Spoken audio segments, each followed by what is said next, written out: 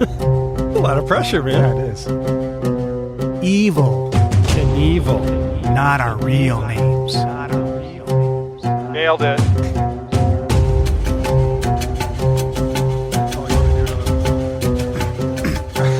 Oh, you want me to do my bit? Okay, here we go. Who are those guys? You're gonna love it. It's just a little independent. That might have been too much, man. Was that a zinger? Did I get a zinger? Hey, everybody. I think we're hot. Welcome. I think you're hot, too. Welcome. Thanks, buddy. Welcome, everybody, to A Little Independent, the movie podcast where two friends talk about independent, obscure, or just plain weird movies. My name is Ryan. And I'm Todd. Hi, Todd. Hi, Ryan. How are you? I am doing very well. How glad. are you? I think people are probably still writing in about our dynamic and hot intro. You know, like our compatibility and symbiosis is evident right away. And the word symbiosis for us, people can tell. Downtrodden people. You know, symbiosis means what? That we are in sync, that we are in league with one another, Kind of like Backstreet Boys. Kind of like Venom. In sync. You know? Kind of like Eddie Brock and Venom. He's kind of wired into his body and DNA somehow. Yeah. I should have prepared. I'm sorry I didn't. Well, I am really glad we are here for episode 26, and we were... we I think kept the boning jokes to a minimum in the last episode, which is a good thing. Yeah, we behaved ourselves. It could have because been real it was hacky. Yeah, which I hope people appreciated, and I hope people like that movie because that was really fun to rewatch, and fun to, like I said, because I didn't remember it at all, and it was fun, freshly depressed all over again. Yeah, Thank you. And exactly what I was going to say. It was fun to listen to you quote how many times in your notes I'm depressed as a sidewalk. Yeah. I think it was like 5 times. I didn't say it as much this week, but so what I thought was really interesting is you texted me a question, and we've been friends for a while, and for a long while, I'd say. And I like when you get questions from friends that are kind of basic questions, but you haven't heard before, and you gave me a text that had that age-old question, stranded on a desert island. Yep. What movie, book, and album do you have with you for the rest of your days? Yeah, and it's interesting the order that you listed that in, because we tend to list our priorities first.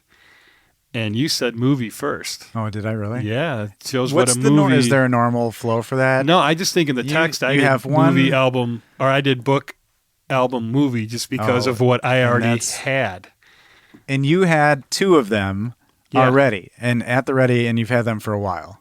Yeah, and but not my movie, because movies for me are still...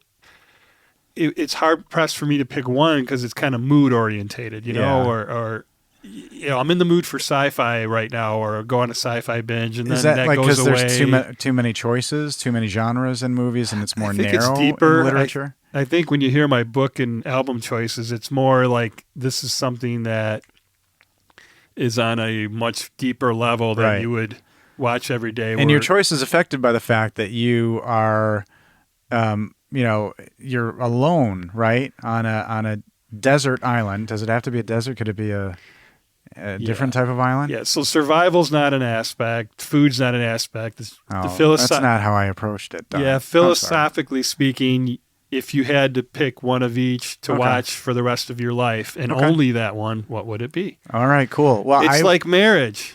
No cheating. Right. No cheating on the test? No cheating on the marriage test. Oh, okay. You get one for the rest of your life. Okay, all right. So, but in this case, 3 of one. So it's loose. It's a Mormon, Utah kind of polygamy thing. Adjacent. All right. Yeah, because I wanted to give you a little variety. Yes. All right. So I'm dying to hear, what are the 2 that you have? Oh, okay. Which 2 you have? Oh, yeah. Okay. So I found really interesting when we texted back and forth, I told you I had the book and the album, but not a movie, and you texted me back you had a movie, but Yep. not the other two. And I thought, wow, that would be really cool to talk a little bit about because, it's a nice little puzzle piece that fits together there. Yeah. So, so my book would be The Miracle of the Breath, which I've been reading for over 10 years now and practically read daily anyway. I've heard you talk about that once or twice. Yeah. I'm not surprised, actually. I guess I may have been able to peg that. Yeah, there is, and there's no question. I mean, I read it almost daily anyway. Yeah. And then my album, where my favorite artist is Cecilia. Right. Oh, she is a Norwegian singer. Okay. And I love all her albums and have them all. And she has a new one coming out, by the way, soon. And it would be The Healing Voice. All right. So kind of going a bit spiritual with my choices there, but if that's all you can do for the rest of your life. That's not in contrast to everything I know about you, so this is not shocking. Yeah, so this wouldn't go with mood swings and things like that. It's something I would. So you wouldn't go for a drastic change of character just because you were stranded on a desert island. You wouldn't want like a Cannibal Corpse album, like Ryan. Give me the best one, and I'll take American Psycho with me. Like just maybe I should look over your tattoos and pick which album. Yeah. Pick which album you cover looks the best to me. You could. Yeah. Something about Rotten in the Jungle. Oh, my friends, Jungle Rot. Jungle Rot. Yes, that's it. Sorry. My favorite band. Well, that's interesting. So for mine, the movie immediately Fast Five. Fast Five. And it's So if I had to go to hell. So here's our differences, right? You would have a Vin Diesel movie for me would be a punishment. Sweet. And for you, it's a personal choice for the rest of your life. Yep. That movie is just joy for me. And I love them all, you know that. But it's a perfect action movie to start. And it's just got everything I need. It's got everything I want. What about Predator? I thought Predator was the perfect action movie. Oof. Well, yeah. I mean, yes, but and it's still an ensemble. I get that. But Fast Five just has more. The locations. You got The Rock.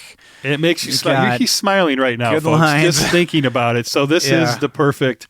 Yeah. I wouldn't have guessed. I wouldn't have guessed it. You might have been able to guess it would be a Fast. Well, or I'd say the whole series or something. Yeah, if I had to quiz you, I'd be like, is it Star Wars? Is Vin Diesel in it? Yeah, is Van Damme in it?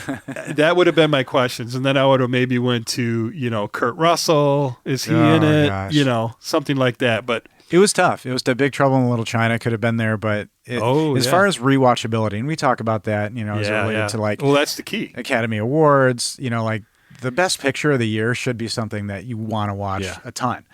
And so that's what I was thinking. And then album, the new Volbeat album just came out, and I really love this band. And the last two albums have been kind of concerning me. They're a little kind of commercial-ish. I respect and they're great at what they do.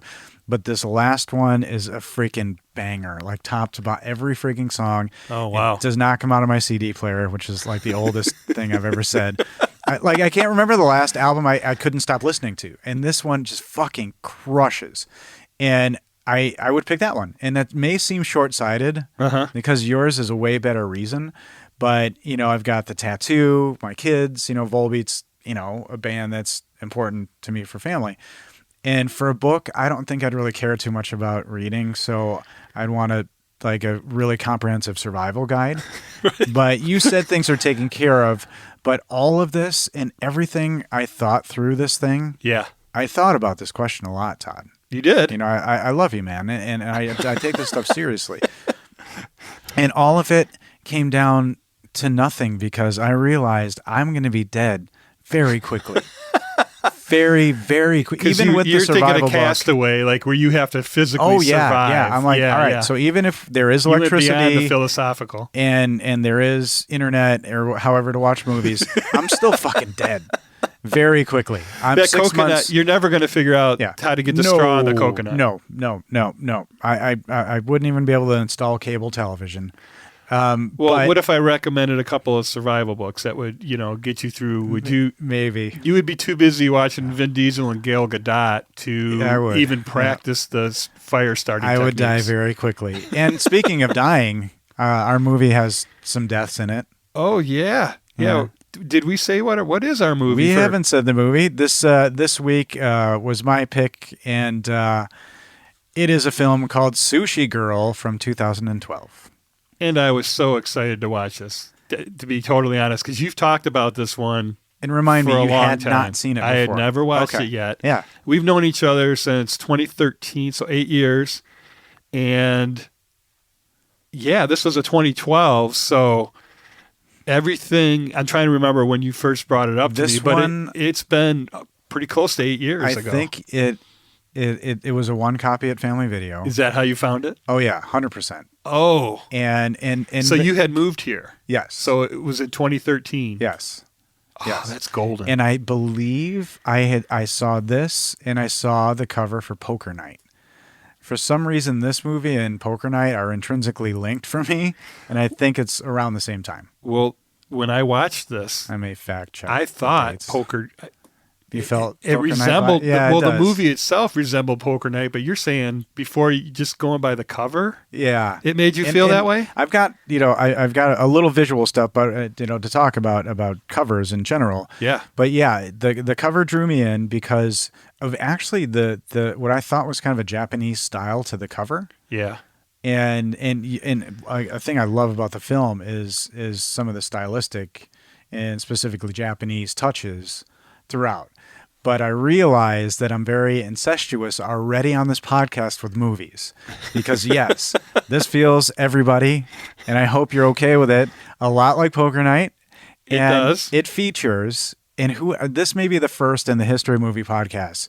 Within the first, even before the first 50 episodes, 2 movies with a girl who is in Zombievers. Yes. So Courtney Palm, And God bless Courtney Palm.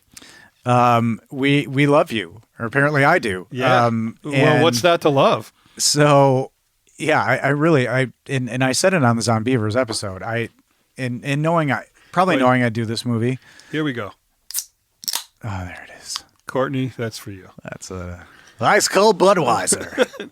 No, it's we have a little more class. It's than the that. Grey This is Poupon of beer. Stella Artois. Stella Artois. Yeah, all the way from Belgium for you, Courtney. Here we go. So, this may be a first. Within 26 episodes, we've talked about Courtney. Now this will be the second time talking about her. But I really was taken by this film for a bunch of different reasons, which we'll get into. But the description, because I had to pick up that cover and look at the back. And this is the description. Upon his release from prison, Fish is brought to an abandoned restaurant by his old associate, Duke, to celebrate his newfound freedom. However, there's unfinished business that Duke is determined to solve. Dun, dun, dun. Yeah, good. Seems And right. and I want to say I read something about it's Tarantino inspired. Oh, yeah. Maybe this. Well, and you're gonna talk about it. It's 2012, right? 2012. I did yep. not find any film festivals on I know. IMDb. Did you? Well, yeah, I've got some stuff, and I should say, as I mentioned, as a one copy, I own this film, so I watched it on my own Blu-ray copy, and for the first time, I watched it. You got it in Blu-ray. Oh yeah, $4.99. I might have to invest $5. I can have. But this again, on it was the Blu-ray. previously viewed at Family Video. Oh, I miss you, Family Video. But so I watched it with the director's commentary. So the Blu-ray has director's commentary, then a separate commentary with actors. yeah. Which I'm interested in as well. A behind-the-scenes film, like a little short film behind the scenes. So a lot of cool stuff. That was on. What do you call it? YouTube? Yeah. The director, our documentary, part 1 and 2. Right. So Yep. I did see that. Oh, that's cool. Okay, yeah, but I would love to hear. We're the gonna be commentary. bringing you some good stuff today, everybody. Sit down, buckle in, and get ready for Todd and a Ryan Fast hustled hard. 5 It's furious going to be a ride. Fast 5 down here. Sounds dirty. It's billed as a crime mystery thriller. Oh, pause for a drink here. Yeah, well, I'd agree with that. Say that again. Crime mystery thriller. Definitely crime. Definitely mystery. Yeah. Would you throw action? horror? Would you throw horror in there? Oh, I have too much respect for her to call her that. Let me enunciate a little better now. Oh, okay. Would you also throw the genre horror to the HORROR? We can spell it if we want. Yeah. No. Okay. All right. I would not. Interesting. I would agree with you. This was, again, a film that the cast drew me in. One person specifically. Well, my mind was blown when I saw his name because I didn't know he was in it. And, well, we're grinning at each other, but you could be talking about a couple of cameos, but I'm referring to Luke himself, the Skywalker light blue saber. This cast is... Is that right? If you think about... And you know how we talk on this podcast a bunch about character actors. Yeah. This movie has veterans. It's got up-and-comers or current. And we'll get into that, which is kind of neat. But I was a little torn with who to list as we normally talk about the actors. And IMDb lists them in one way, in an interesting way. Yeah, I went off the poster because when we do research on actors and we talk about this stuff, I kind of found that the poster order with the main was more fun. Yeah, it's interesting how IMDb had it. Yeah.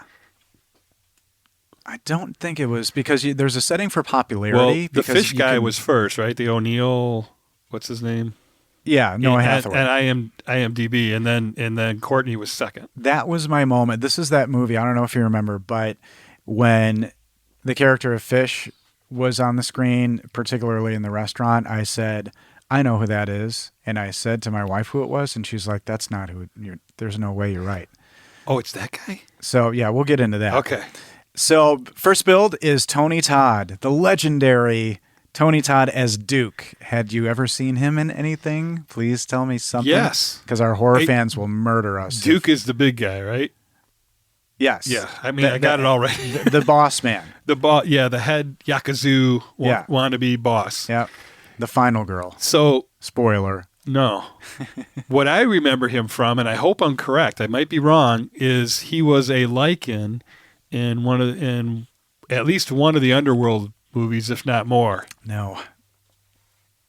No? No. He looks just like the guy. Yeah, and deep voice like that guy. Do you know who I'm talking about? Yeah, the deep voice werewolf guy, probably. Yeah, he's that giant. Yeah, that guy. That's not him. That guy's head is several of Tony Todd's heads. That man. No, nothing against that actor. People are yelling at me and they're furious, but I can take it. But I thought that's who that. I thought that was. Do you know what you have to do in penance to our horror fans? You're going to have to go home tonight. You'll go to your bathroom mirror. Yes. You'll stare in your bathroom mirror and you'll go, Candyman, Candyman, Candyman, Candyman, Candyman. There's 5 and then Tony Todd will appear because he is probably best known as Candyman. Is it the horror film? If I say it 5 times, does he appear? Yes, is that how that works? He appears and he sticks a hook right up your ass. Beetlejuice plus 2? Yes. That would be 3 plus 2 is, 5. Yeah, okay. Now we just pleased why our is math Beetlejuice fans. 3 and Candyman 5? Well, because you don't want Candyman to be there, so you need a few extra to be like, are you sure? Oh, no. Don't get me wrong. Beetlejuice is funny. Candyman is not showing up to help you and be mischievous and things like that. He's going to shove a hook up your ass. Ow. Right up your ass. Is it like a ball hook or is it a pointed Sharpie hook? No, it's an old. It's rusted. It's shoved into a stump where his hand used to be. So okay, you've never seen Candyman? I'm puckering. Right. All right. Amazing. Well, there's a whole bunch. There's a remake recently that Jordan Peele produced. In the original, Virginia Madsen is the lead, the heroine. It's set in the Cabrini Green neighborhood of Chicago. Unbelievable. Virginia, a little sideways action. Yep. Tony Todd was first credited as Barrington in a 1986 film called Sleepwalk. Sleepwalk. And that exact same year, he was in a little movie called Platoon. So Tony Todd came out of the gate just kind of screaming. And did I say he has 241 credits to his name? I don't remember it in Platoon. I remember Forrest in Platoon. Yeah, he's been in so many things. Color, The Crow, a 1998 film called Butter. So not the episode that we did here. And for horror fans, he's in the Final Destination movies. He's in the Hatchet movies. He was in The Rock. So Remember him in The Rock? He was one of the soldiers. So had he done all 5 Candyman movies before this film in 2012? Or he had done several of them? Yeah, I think, sure. I don't know how many the original Candymans he did. I've only seen 3. But yeah, so But all before 3. this. Okay. And he was also in an episode Jess and I love of The X-Files. He's in an awesome X-Files episode. Next build is James Duvall as Francis. So Francis, the nerdy white guy. He got the second billing? Yeah, is on the poster. And with the cameos and everything, because Mark Hamill's in this film, Luke Skywalker's in the film, he's an and on the poster. But there's some other big cameos. So James Duvall was probably, of everybody else, the bigger star at that time, I guess. Had you seen him in anything? No. He plays the character of Francis. He was born in Detroit. And again, character actor. He's got 150 credits to his name. Oh, my God. Yeah. And young, I mean, I think he's a pretty young guy. He's young, yeah. 150? Yeah. And he's a big fuck fan because he's in 2 movies back to back. Excuse me? Yeah. One movie he was in called Totally Fucked Up. And he followed that movie with Mod Fuck Explosion.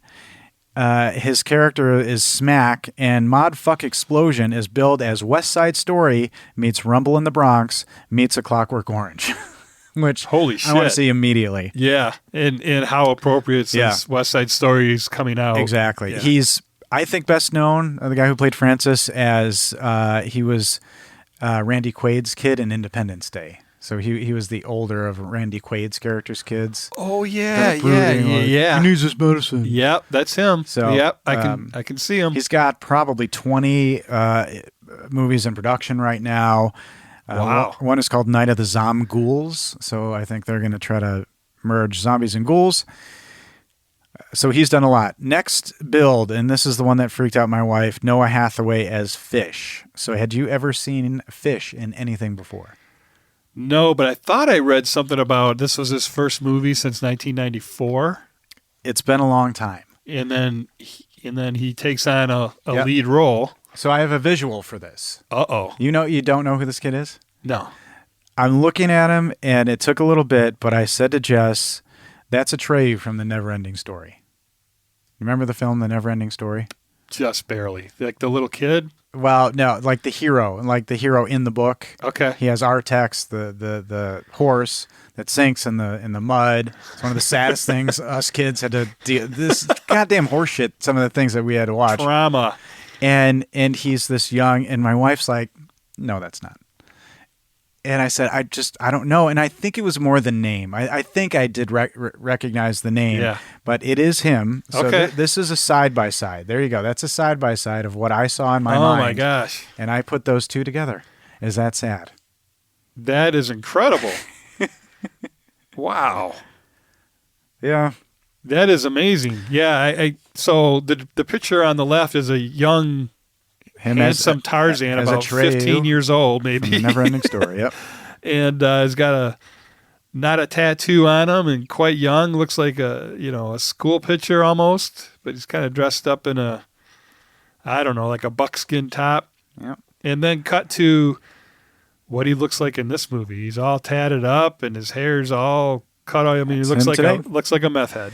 He has an early credit in the movie Troll, which is a renowned horror movie, mostly because it spawned a sequel called Troll 2, which is known as the worst film of all time.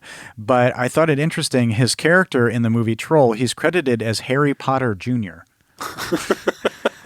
So I don't know Harry Potter. If we're not talking about J.K. Rowling maybe stealing the name Harry Potter from the terrible horror film Troll.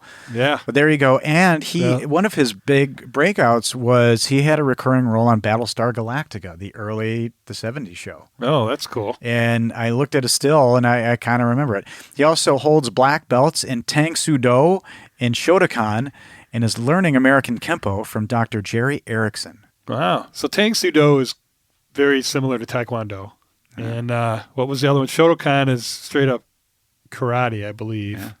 And but not the grappling arts. Yeah. I thought you'd get a little Todd boner from that. So was that just like little or like no, semi-chub? I wasn't trying to get you full mast. I just, wanted to tease the karate stuff. Yeah, we'll there. save that for the sushi. Next build is Andy McKenzie as Max, and I for the first few beats of the movie, I just called him Biker, but he's the biker guy. Yeah. And had you seen him in anything before? He just looked like a biker dude I've seen in Right. every movie. I thought he may have been a pro wrestler or something like and that. I wrote biker guy in my notes as well, too. That's kind of He's funny. been in a bunch, but the only thing that matters is he is in an underappreciated movie, in my opinion, called MacGruber. And I just want people to see MacGruber. MacGruber, I freaking love that movie. Val Kilmer is the villain, and he has one of the best villain character names, Dieter von Kunth. See? He just laughed. Because I said Kunth. I could see your... C-U-N-T-H. I could smell your... So I myself cannot. But not today. But this movie has so many notable, amazing people when you boil down to it. Well, so is that a tie-in to our movie here because of all the cooter jokes and that come up in this movie? You unconsciously tied that in. You realize that? I mean, yeah, and that's something that bothered me a little bit in a way, because the one thing, the comparisons of this film to Tarantino are spot on, I think. Okay. And what's interesting to me is some of the language in this movie is really, really offensive. Use of sexual orientation slangs, racial slang. I mean, there's some really horrid shit said in this movie, and it's in a similar way that Tarantino gets away with that stuff. It's the way his dialogue is written. And so were you offended at all, I should ask, by some of the language in this movie? Because again, it's no, it all fit within the model and universe that was created, I thought. Yeah. I mean, yeah, you expected it to come out of. It's sometimes funny hearing Luke Skywalker say some of the things that he said. Oh, I have thoughts. But I love this performance. Yeah, yeah, we'll get into all Also that. in this, though, I'd like to note David Desmelchin is the driver of the getaway van, and I think this guy's amazing. And he was just in the most recent Suicide Squad movie. So he's gone from like character actor, then he gets a small role in the Ant-Man movies. Now he's in Marvel. He's in Suicide Squad. So everyone else is extremely successful. Well, depending on your definition of success, are in notable movies, then except our girl. Yeah, so far. Yeah, we're gonna change that, people. You also have Jeff Fahey, Michael Biehn, Danny Trejo, whose character name is one of the funniest fucking things I've seen in forever. And the fact that he gets a machete and out. there's there's that too. And there's a hilarious nod to the Neverending Story later as well.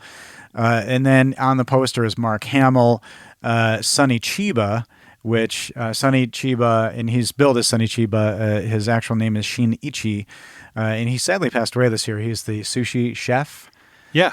And that's he passed away? He passed away this year, in fact. And amazing actor. And he's a scary dude. Great filmography. And this is, I believe, maybe our first official tie to my beloved Fast and Furious franchise.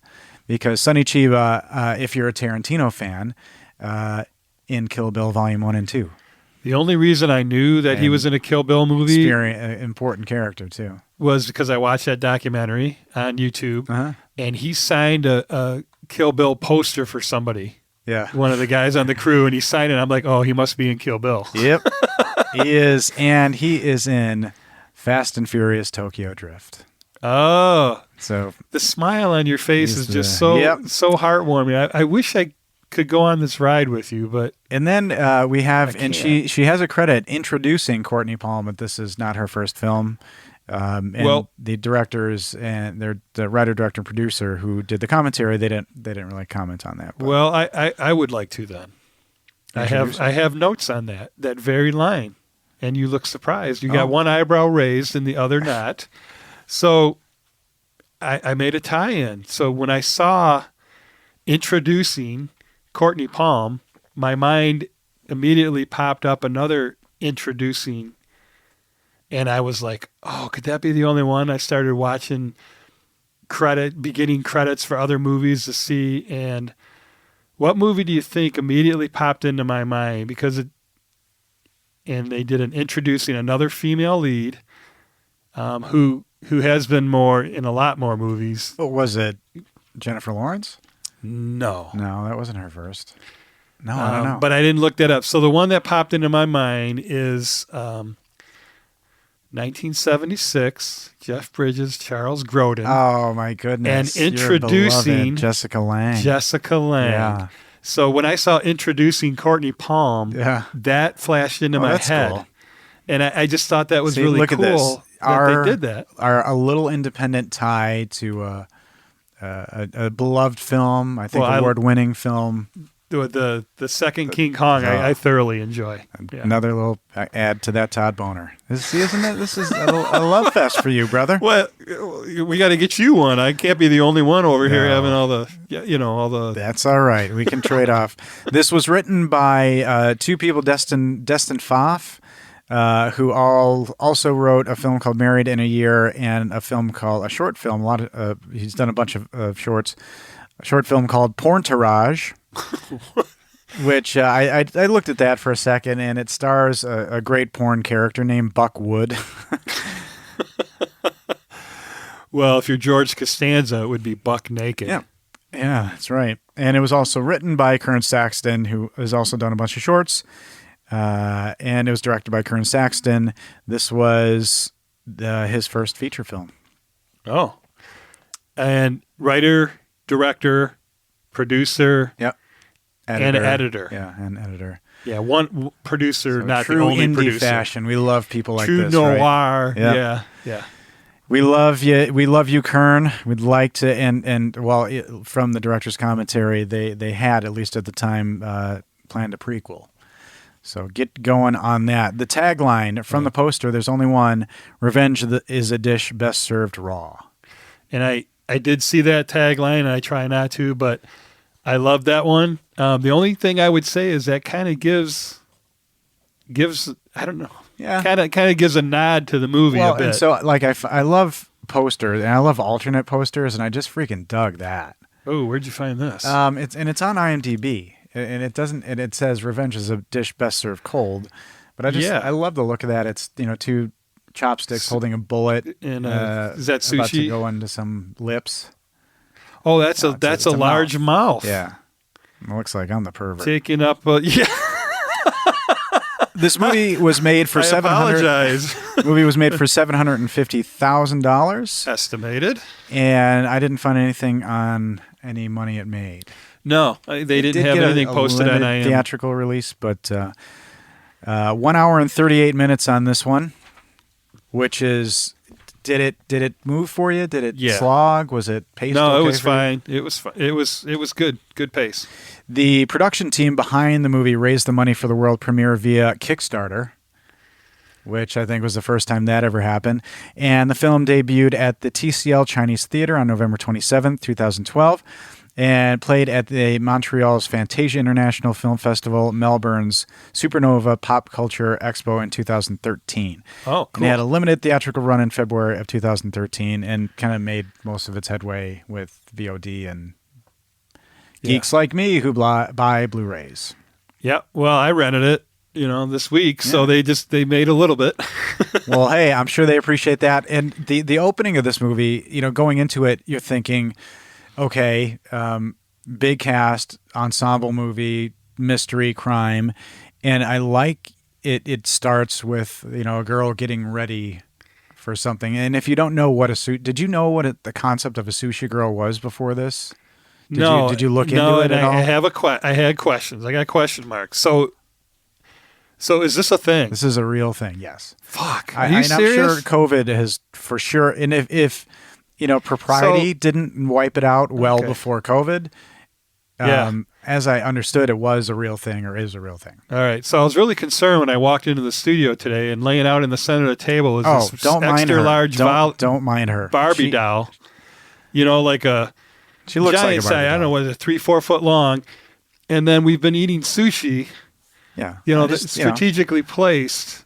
I suck at chopsticks, so I had to just use my fingers. But, just like Max. Neanderthal. Yeah, I guess I'm the biker guy today. But So now I understand what this whole setup is on the table. That is, it's because it is a thing you can do. Yes, it is. You absolutely. can hire. As I understood it, and I don't know why I was looking this up. At Well, the time I wish I had, because I didn't. I believe there are restaurants that actually have this, and you In could Japan? go. Yes, that's where I saw a lot of the videos. But you could go to like an event at a hotel, and the buffet will just be a naked girl with sushi on her. No way. And I did, and I wanted to. Honestly, I didn't know if you'd seen. I wanted to research it a little bit, and I didn't have time. So, wow. I actually got the movie in today. So.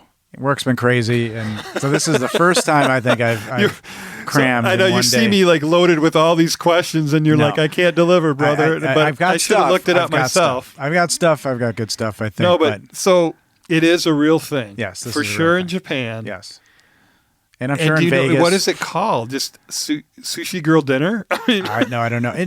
I'm wondering if there's not maybe a name for the style of presentation, because you're still just eating sushi. It's just the manner of which it's served is a human naked female. And us as Americans tend to refer to raw fish as something else. And doesn't that tie in with this movie at all? There's the irony for you. Yeah. But I like the shot of her getting ready, and you have Tony Todd, who you see as Tony Todd, creepily behind her, and he puts his hand on her. Yeah, and then the bullet wound in her back shoulder, and her being very afraid of him when he touches her. Like you can see the fear. It's like Skyfall. What the Asian girl in Skyfall, how afraid she is of can't remember. No. Skyfall. What am I talking about? Yeah. What's his name? The Italian guy with the blonde hair. He's not Italian. Spanish guy. Mother of God. Oh boy. Yeah, I'm sorry. I was close. Guy. The country is not that far. You just kind of take a little boat trip. He was also in a film with Jennifer Lawrence as well. And it's called Mom. Yeah, that's why I said Mother. Mother.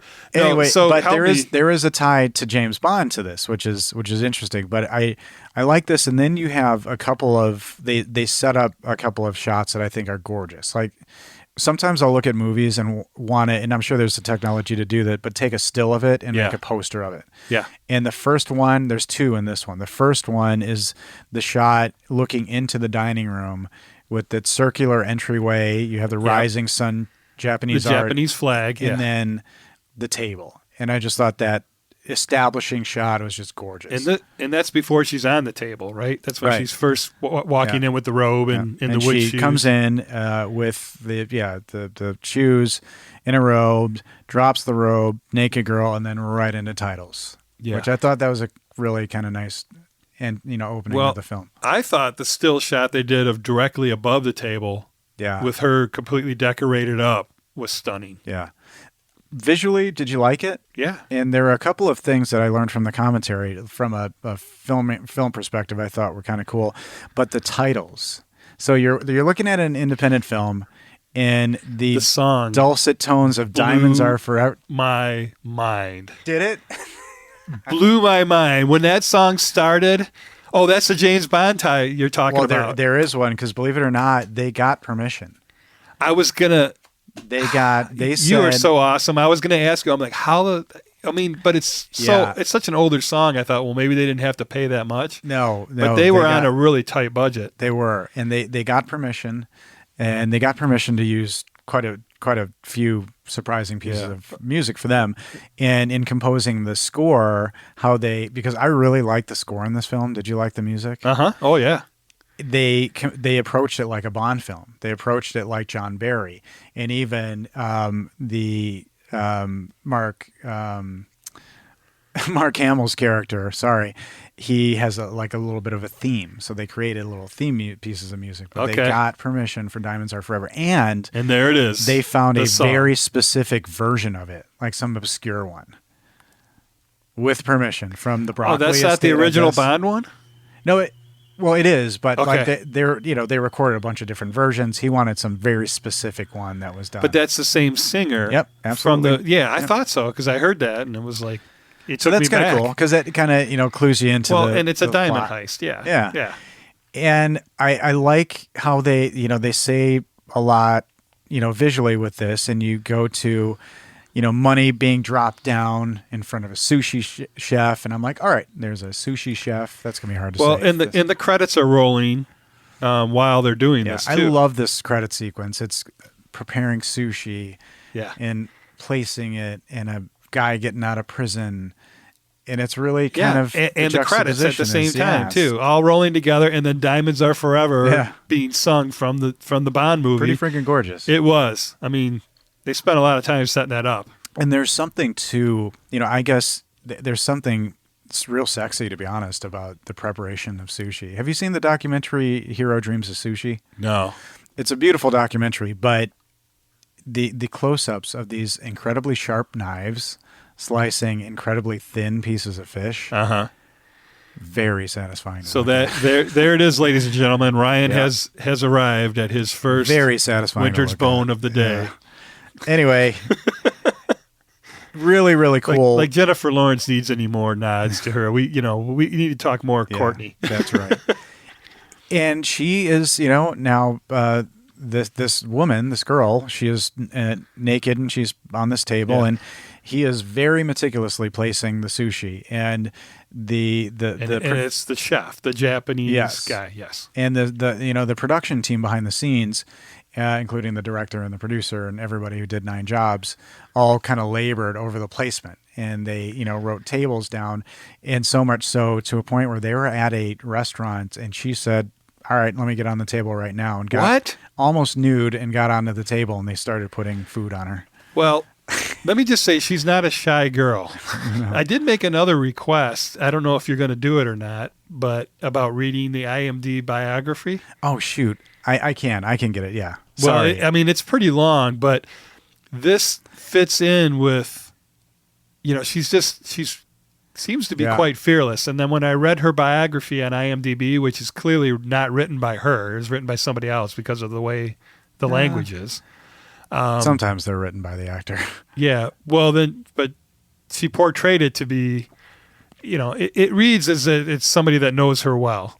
Yeah. And, the things that she does, it fits in with her fearlessness. So this is in a public place. She strips down to probably bra and panties. Yeah. And says, "All right, try it out, guys. Let's see." And there's a really good story about her audition. Not like that, but a really fun story that they tell about her I don't know audition. any of this stuff. Yeah, it's on the director's commentary. I'm a audience member on this one. Yeah, we bring different things every episode. And this sushi chef, as he places the final piece, and I didn't notice if it was the most important one. Yeah. He says, remember your training, and don't move. He's giving whatever happens. He's do not right move, in don't her speak, ear.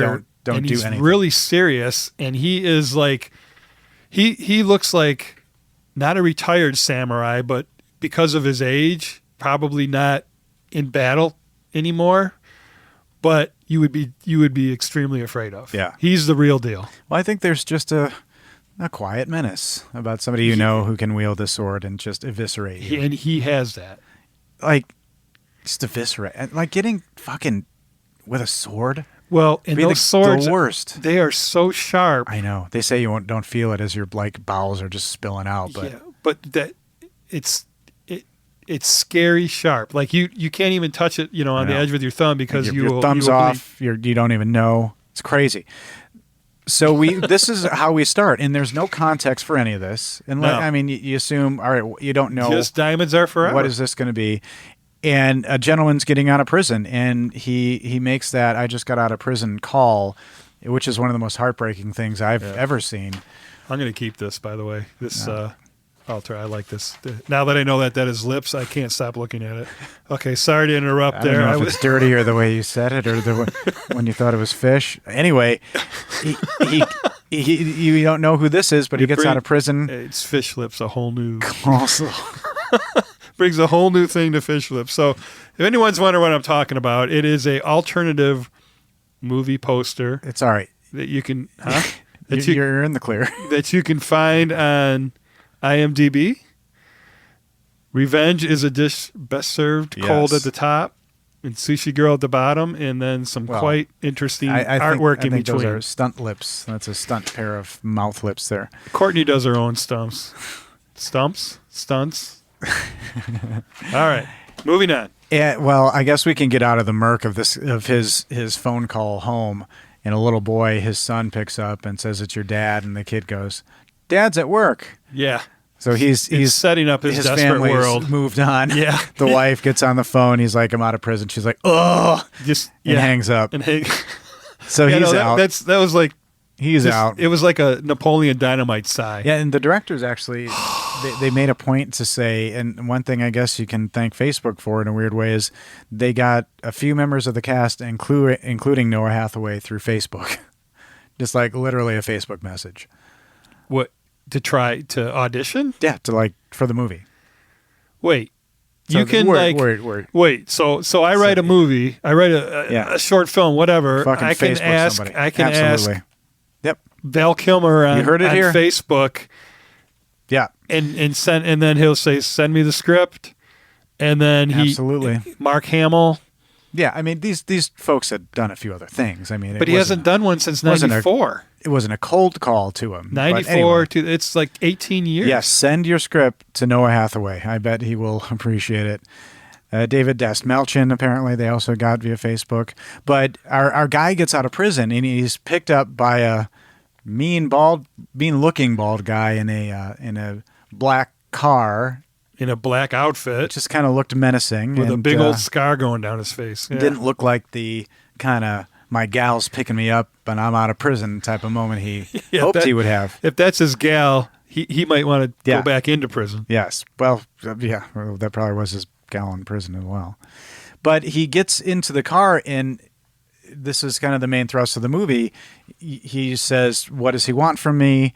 And this is his entrance to the abandoned restaurant that will be his fate, I guess. Yeah. At this point.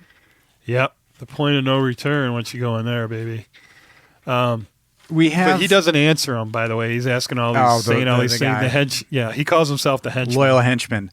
And we go into this abandoned restaurant, which I don't know if where she was dressing was part of this, but there's clearly a kitchen. But when we first meet Mark Hamill's character, it's in what looks like the kitchen, but they're in an abandoned restaurant. And you have Tony Todd there looking pretty spiffy. Yeah, he's all decked out in a suit. We've got that pocket square, the red pocket square. He looks real good. And we meet Mark Hamill's character, who's... So what did you think? You saw Luke Skywalker was in this. And yeah.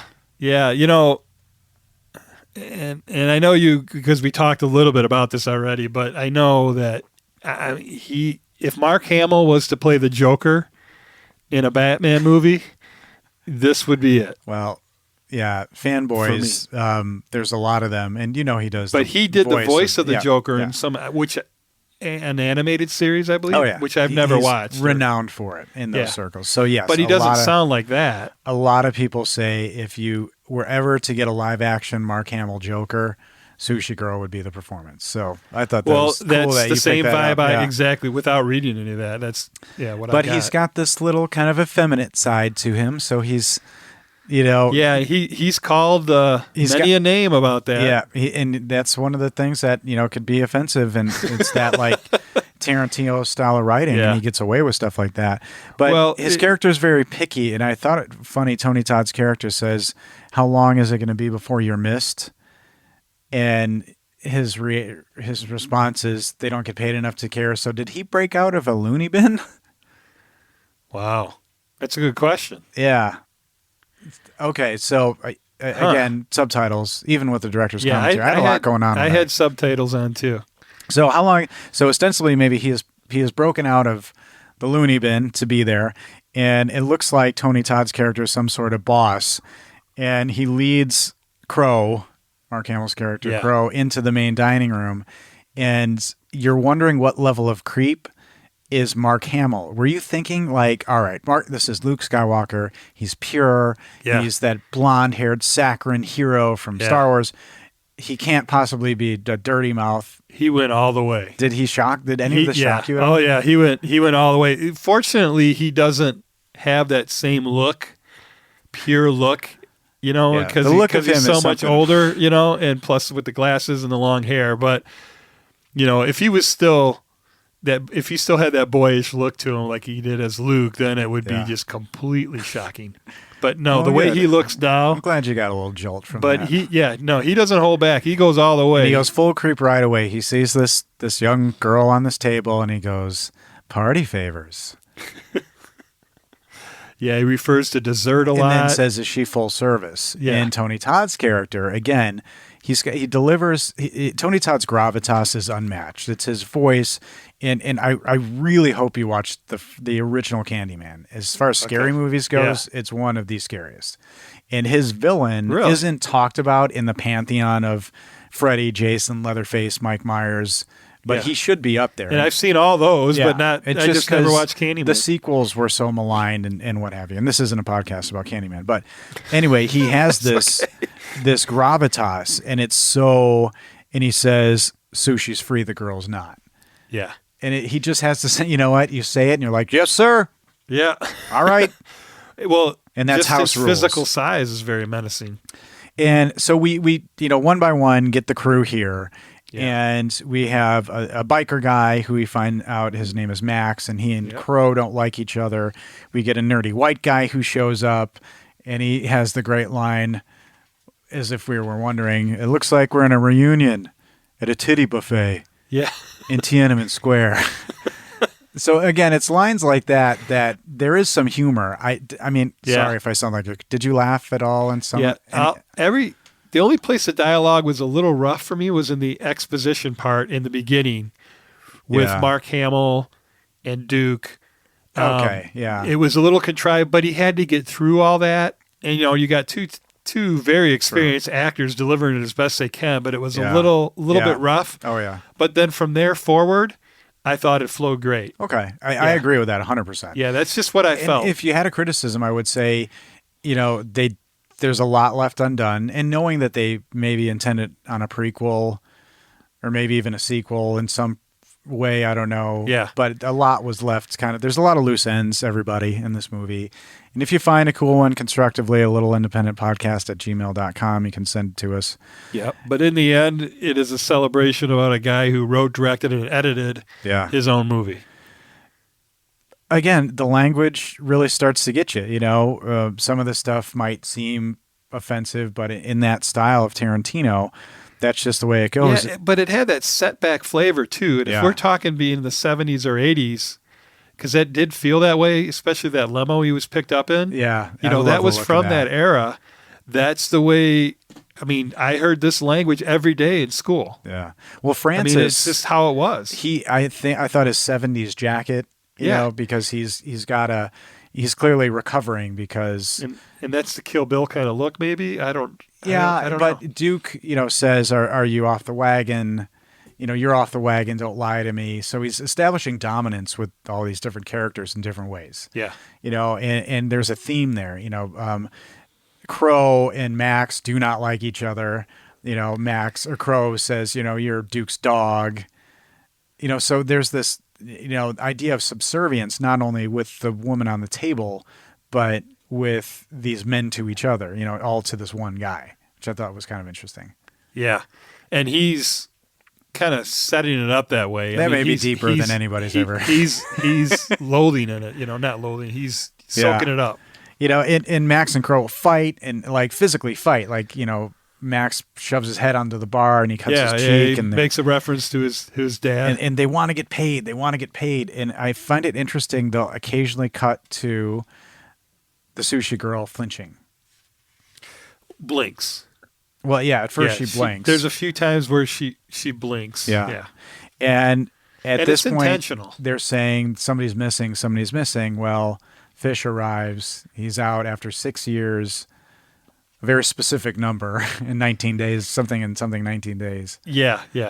And 7 months and he arrives. And the directors and the director producer, the commentary team here, we're talking about, one, getting the people that they got, and two, how long it took. It took about 3 years to make this movie. And they kept on saying, never give up. 3 years? Yeah.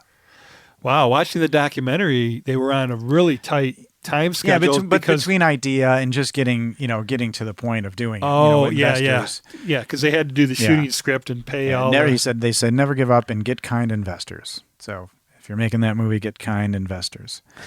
And so everybody's there, and is your interest peaked at this point in time? Like, all right, this is a crew. Somebody went to prison for something, and where were you at right now? Yeah, no, I knew it was going on.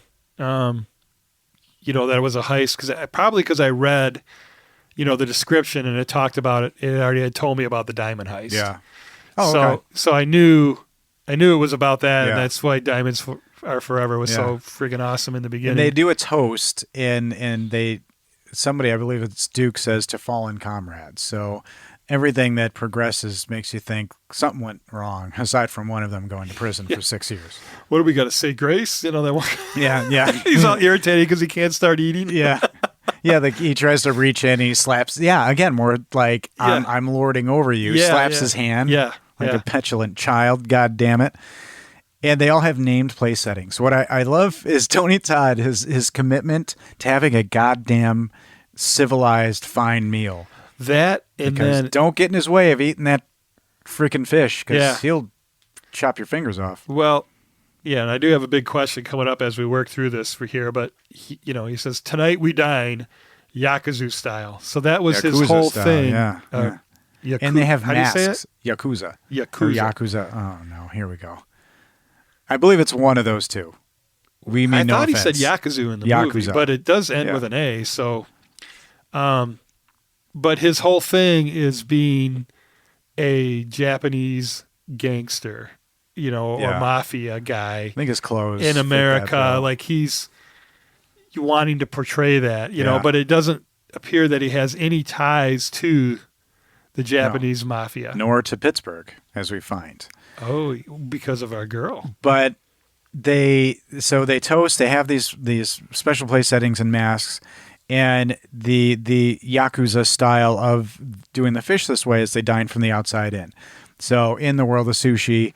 I did eat sushi while watching this today, so I kept it legit. I kept it street. So they say the safer bites are on the outside, and as you get closer to the inside or to the more sensitive parts of the body. I have a question. Mm-hmm. What? I'll probably not know the answer, but no, you will because you ate it. How was it presented, the sushi, while you were eating? Oh, I had my dog flip over and put it on him. A male is that not dog. Where I thought I was going to go? Was there fugu? It's not. Was there fugu on the genitalia? It's Ryan? not. No, it didn't come out as funny as I thought it was, so I regret it. But yes, so fugu is that's the rarest of the rare. Is it a real thing? It will kill you. Yes, if it's cut wrong. Hundreds do die. I did look this up. Hundreds do die a year in Japan, at least, from eating fugu that is not prepared properly. So yes, and it's poison. Yes, that kills them. Not parasitic eating raw meat. No. Okay, which literally poison. Okay. Yeah, I think it's funny that Max can't do chopsticks. But he's a biker guy. They keep showing him struggling. Yeah. And, you got a fork. And you got a goddamn fork. But again, they're in an abandoned restaurant. This guy, who I don't know who cleaned it. I hope somebody did. But like that just sketches me out. Well, those guys don't. They weren't dressed for that except for the leader. But there's tension already. And that's what I like about what the actors do, specifically Fish, because he knows he's at the brunt of this. And finally, I think he says to everybody, I don't have them. Yeah. So here's my big question, and maybe you can help me with this. The movie seemed to be, from the get out, set up as a Russian roulette with poisonous sushi. The way he goes into that full description about plain Jane sushi on the outside, and as you get closer, as you work your way in, it gets more dangerous. And when you get to the erogenous zones, it's poison sushi, and only if you're man enough, if you're strong enough, do you survive it when you eat it, and that is a thing in Japan. So I'm like, so where I'm at right now is like, all right, so dining off of this girl, this sushi, as they're asking him questions, it's going to be like a Russian roulette. Like if he doesn't answer their questions, he's going to end up having to eat the poison. Interesting, gotcha. So I was all set up for that. Okay. And and then it just turned left. Okay, it wasn't that. And went in a complete different, and it just ignored that completely. That would have been, from a food porn perspective, that would have been pretty great. Just, sushi. That's going to be our second podcast starting in 3 months from now. Food porn. So, everybody get ready for that. Probably already taken. Yeah. Food porn. So the tension, it comes to a head. Where do you come up with this stuff? It's an old term, my friend. Old term. Food porn. And it turns out that they feel like they're owed, or he has held out on them, and it's diamonds. Diamonds is what, unsurprisingly, it would have been shocking if it was like gold doubloons or something, right? Yeah, because you got the doubloons. If they had changed the lyrics to the song, gold doubloons are forever. Yeah, that would have been funny though. Like, give us the microchips. Yeah. What the hell? What's with the song? All right. Just because they could fucking get it, I guess. And, Fish starts to throw blame, and now we go into a flashback. And we've talked about flashbacks on the podcast before, and they don't bother you in general? This you needed it. Yeah. You had to know it was going. It was set up for it, yeah. And several of them were great because of the way, this first one, they just went right into it. But the next two, they actually went into a smash cut, like where the hammer's hitting him, and then the hammer's hitting, the cigar cutter, and then at the bang the mic at the hit, it goes right into a hard cut of the flashback with the hit. And I think that's really cool. Yeah, looks like you're queuing something up over there. Yeah, you got something for us? Yeah, and so this is my clip, and I thought about something as I was doing the clip, and I hope you'll like this. But we're all about underdog movies usually, or smaller movies and independent movies. And the clip, because I think there are a lot of amazing monologues in this film. There's a lot of awesome clips, and there's a lot to try to pick. And so what I'm going to start doing now on is pick the underdog clip. The thing that probably won't get all the recognition because other things do. So I'm not going to maybe pick the obvious. I'm going to try to struggle to find the thing that maybe you missed or is a little unsung. So this is an underdog clip. Well, maybe not, but can we cue some music like right when you do it, like "Never fear, underdog is here." Underdog. You remember that cheesy cartoon? To save. Yeah, I do. Yeah. Yeah, the Andy Kaufman bit. But so they're flashbacking. They're in a crummy motel or hotel, and they're getting ready. And Max is, stereotypically just loading guns. Yeah, the biker dude. And Mark Hamill's character is, how many guns are you taking? And he's like, all of them. And then you have David Dastmalchian's character, who is needing to go to the bathroom. And so this is funny. This is a little bit from a great character actor up to this point, and he's trying to go to the bathroom, and they're getting ready to do their heist. You goddamn cokehead, I gotta take a shit! He's been in like 20 fucking minutes already, man. 2. Hey, Scarface! Are you done in there or what? It made it this long. It's a few more minutes.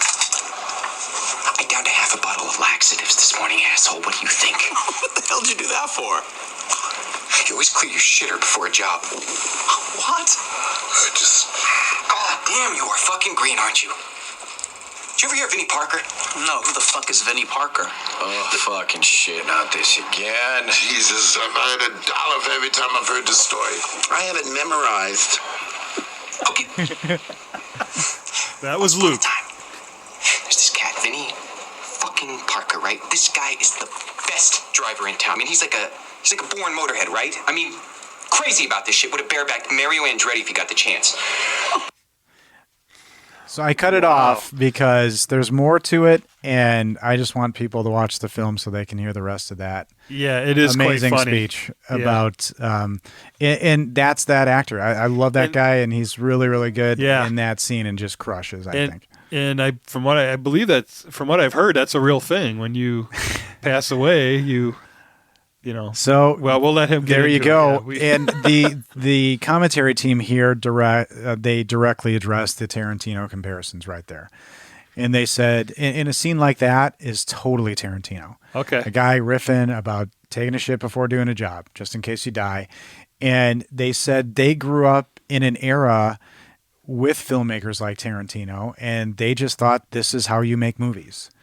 They were in that sweet spot of, Pulp Fiction, and they said we didn't know any better. You raise the money independently. So, yes, this is how people you do talk, and this is how they do them. So I thought that was pretty cool.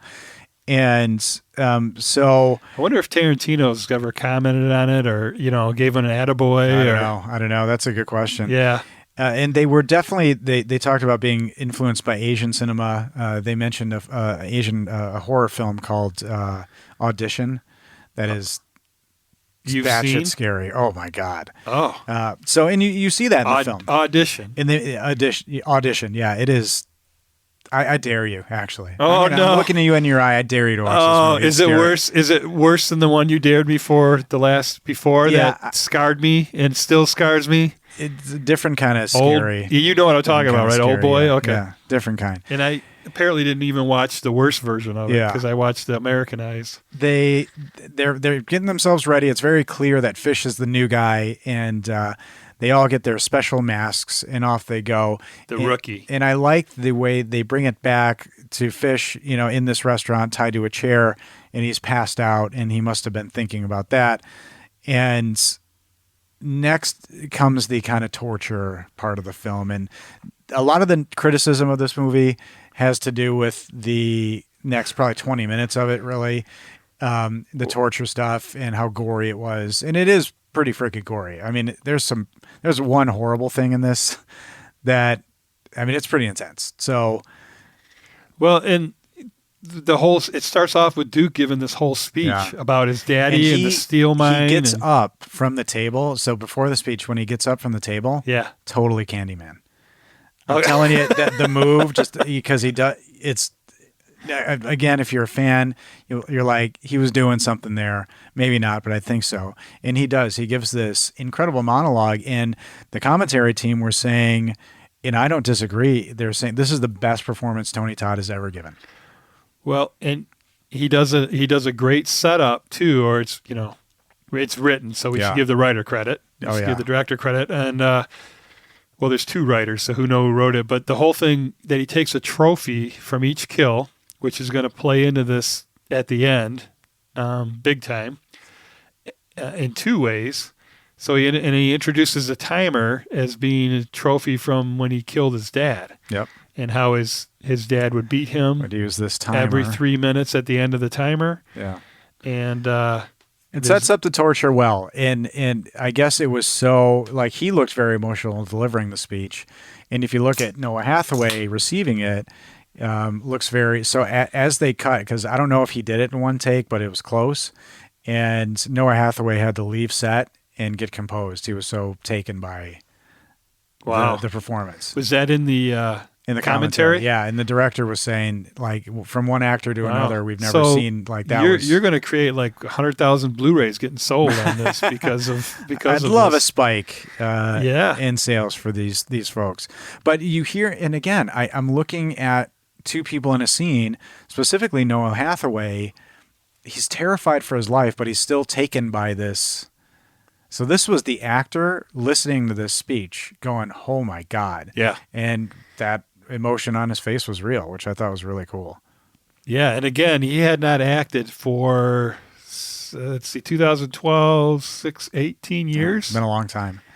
Now they're trying to see who gets to torture him first, which again, almost in a humorous way. Yeah. Place your bets. And they start betting, and Francis is, which betrays something later. I didn't really get this the first time, but Francis is the only one who's not really excited about the prospect of this torture. He says he's one of us. Yeah. Everybody else is way too enthusiastic. And he's dressed that way too. He's his character, we find more about him later. Serpico, huh? But he's very clean cut. And, the other guys are much more, like they've been to prison, they've been down that road. Yeah. He does. And when I said his introduction, this clean cut white fella, just comes up, he kind of, you could have heard like the Andy Griffith theme song, and he could have been like, "Hey, fellas, what's going on?" Yeah, so just his wardrobe alone leads to that. We tried to steal some diamonds, remember? What a hoot that was. Yeah, I wonder where they are today. Holy cow. Everybody's here. This is crazy. What's... Mark Hamill, you were great in Star Wars. Shouldn't we cover this girl up on the table? Naked chick. All right, great. Again, it's a aesthetic palette that's really interesting. You know, you have different stereotypes. Yeah, and so, you know, we should mention that Courtney is laying on the table in a lot of these scenes. Yeah, you know, not allowed to move, and they're still, you know, every once in a while they'll take one of the characters will, you know, just take a piece of sushi off and eat it. So I can answer before you asked 3 weeks. Her part of the filming for that stuff was 3 weeks. She laid on that table, yes, with raw fish and essentially prop. So I don't know. I do not think it was real. You don't think it was real but sushi? They ate, you know, and again, we've talked about this before, and I have a thing about, you know, I'm obsessed with watching people eat movies because I know they have spit buckets and. Wait, you just made me think of something else too. What about the feet? They did a few shots of the feet. That was probably when they did long shots on the table. The whole Tarantino thing. Yeah. It wasn't enough to be an homage. It'd be hard maybe, but in certain shots, the way they were done, it would be hard for a part of her not to be in the shot. And again, yes, there is, I would say, gratuitous nudity in this movie. And she, at the end. I meant Tarantino and his thing about feet. Yeah. And they had her. I just noticed that she had the perfectly, you know, painted bright red toenails. Well, I hope so. I mean, it'd be gross otherwise. Jesus. So they get in their line of moving on. They get in their line of torture, and again, maybe. Well, they're making a bet on who could get him to confess. And he calls him a pussy when he says $1,000, so he ups it. He calls to 5. Yeah. So and the biker calls of all the torture. I actually squirmed at one of them. Well, let me think. So the first one was, you know, when he broke his ribs. Yes, that's the one that got me. It was the cracking sound. Well, you know, he puts his hand over his shirt, you know, into his rib, up, and you start hearing separation sounds. The sound design in this movie was awesome. And again, on the commentary, they praised the sound design a whole bunch. But that one got me both times. And that was the only one without gore. Yeah. And so literally the sound made you feel it. Yeah, that's the chopstick. pretty cool. The chopstick one wasn't, you know, that was pretty visceral. And I love the toolbox that's brought out. And Mark Hamill's character goes to the toolbox and he pulls out this pair of shoes. And he says, "Oh, good, you kept my old work shoes?" Yeah. That is a whole thing. That's a whole thing. The producer hates those shoes. It's a Mark Hamill thing. Like, it was his idea. And it's because he wanted to wear comfortable shoes. Not only that, it gives a ton of backstory for him. Yeah. Would just pick it out like, oh, this guy's an experienced torturer. Yeah, I loved it. And he likes it. Yeah, but they had to make up a whole story just because Mark Hamill wanted to wear those shoes. Oh. And Mark Hamill was doing this so in the documentary, one of the producers comments Mark Hamill would probably charge $100,000 to do this movie, and he's doing it for significantly less. Yeah. For us. So if he asks for a friggin' pair of tennis shoes, you better get them for him. Yeah, and to this day he says he can't stand the thing about the shoes. But I thought, to your point, it was brilliant. I thought it gave a ton of backstory. Yeah, it's like.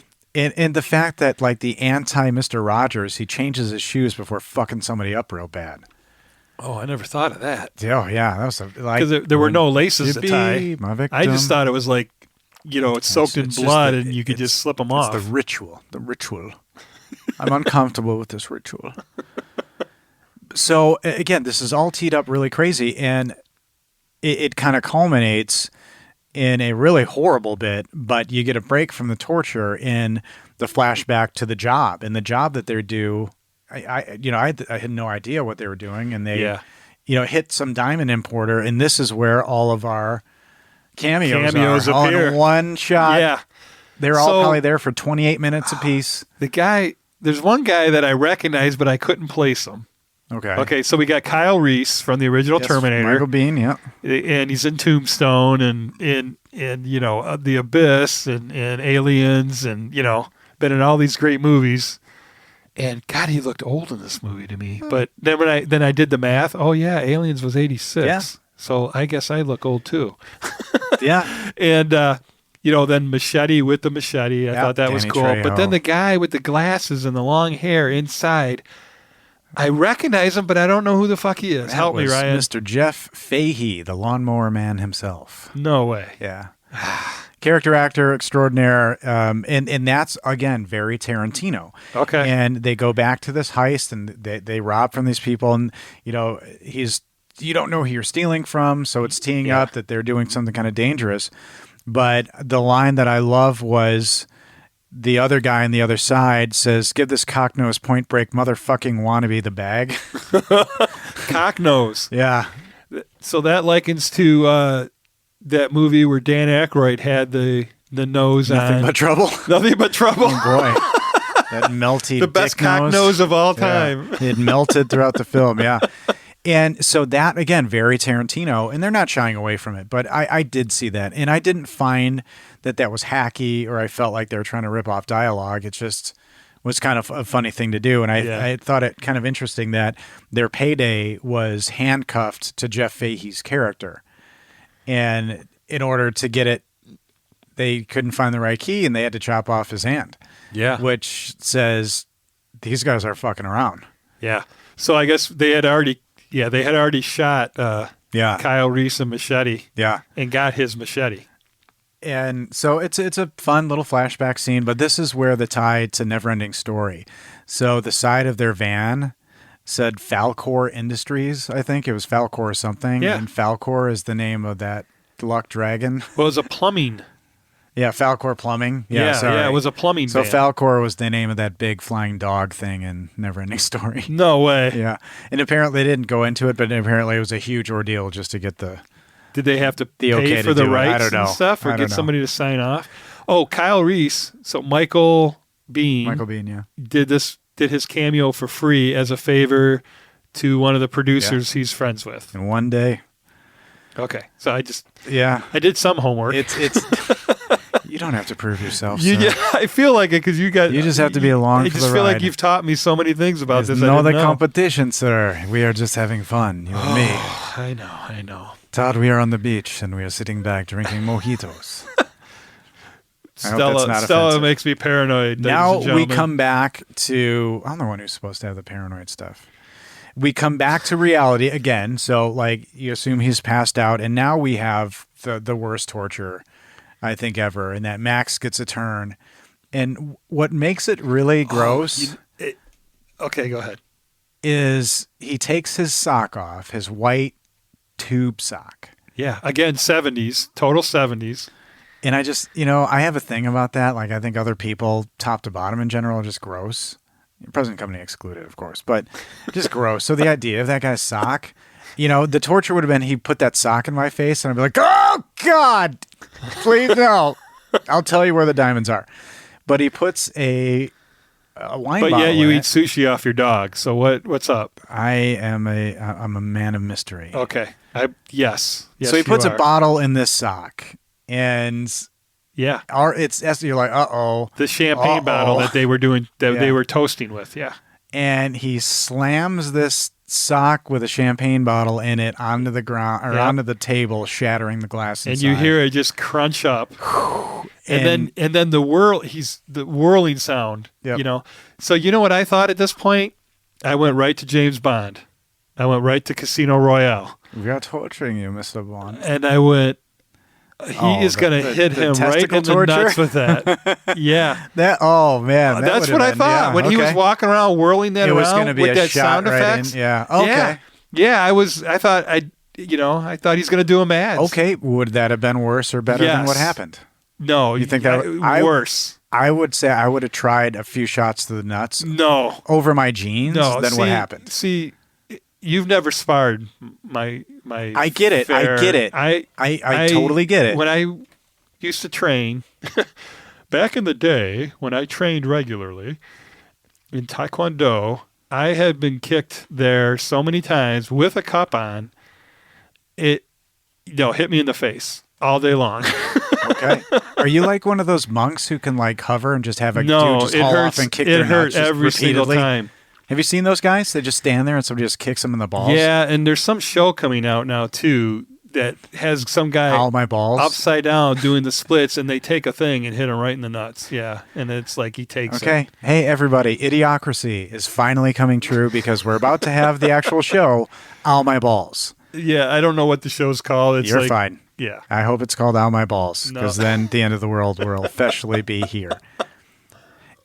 And so what is happening is he is hitting fish about the face Over and over, with each this side, just side to side. mangled goddamn sock filled with broken glass. How about those effects, makeup effects? So there's, they said the first run of the effects looked really crazy. Like they said, what is this, American Werewolf in London? Like, did he get mauled by him like a werewolf? And so because Noah Hathaway was so late to the movie, they didn't have time to do his like prosthetics or what have you. And I don't know if What do you mean late to the movie? like I guess like they hired him and he had to start right away. So they didn't have time in pre-production to do the mold for his makeup, his prosthetics. Oh, so he was like, So okay, you're hired and here I am. yeah, and the prosthetics they No prep used time. were Corey Feldman's. What? Yeah, and they did not extrapolate on that. So it was facial. So it was sloppy seconds, I guess, on facial prosthetics. What which is movie gross. did Corey Feldman have where his face was? It could have been Lost a Boys? number of them, No. but yeah. So that's a mystery. Well, right it was there. all done on set, right? And they were really surprised the MPAA didn't push back on any of that gore, but his face is really messed up. I thought an R would be fitting for this movie. Yeah, but those effects were pretty extreme. I mean, his face looked real bad. Yeah. And so Francis, I think is getting to the point where he can't take this, and now we have because you've seen a person in a van with a reel-to-reel tape going, so that's kind of planted in your head, like what the hell is going on there? Yeah, yeah, and the Coughing a second lot, I'm time sorry. through, I caught it. I forgot, and you forget when you watch it that the movie actually opens with a shot of this tape recorder being turned on and hitting play. When we say tape recorder, we're talking about a reel-to-reel, like, and there's some tie with the French Connection. Yeah.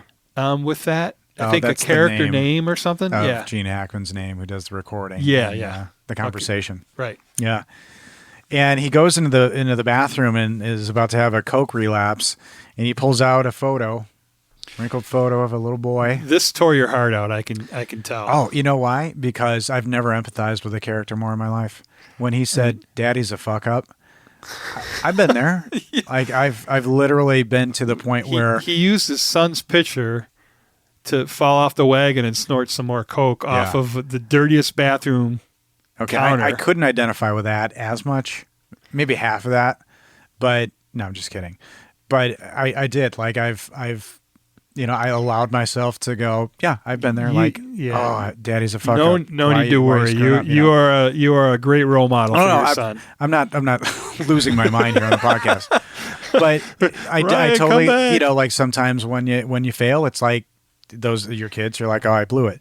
Yeah, But no, I've been there. and then it's further revealed when he shows he's wearing a wire. Yeah, So was that a big shock for you at all? Did you think it was anybody because had a I wire? had forgotten about the tape recorder. And so that's my point. But it you opened the forgot movie about, with it. Yeah. You forget about it because so much shit happened. Yeah. That messed you up. In between there, you forgot about. Yeah. That was what the initial shot of the whole movie to set Exactly. it all up.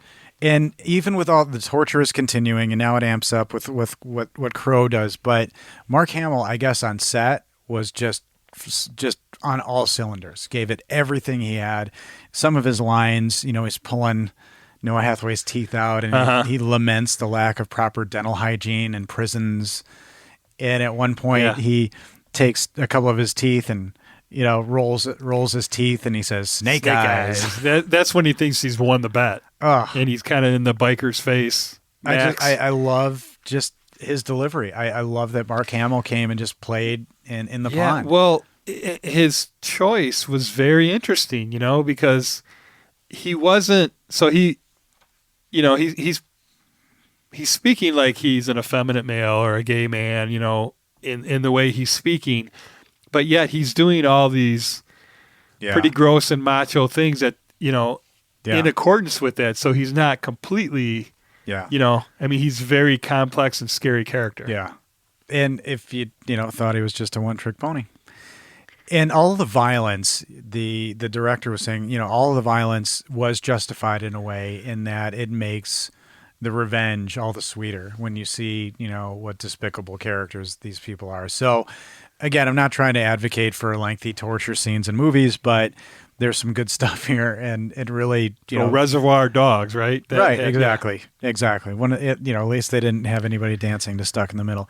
But they also mentioned that this movie is like a palindrome in that in the same order people are introduced is the same order they exit the film. So that was intentional as well. Wait. Say that again? The same way the characters are introduced is the way they die. In the order. Yeah. Shit. So I didn't know that. We get another flashback, and now we kind of figure out what happened. Because the whole time you're like, what went wrong? Something went wrong. It's clear something went wrong.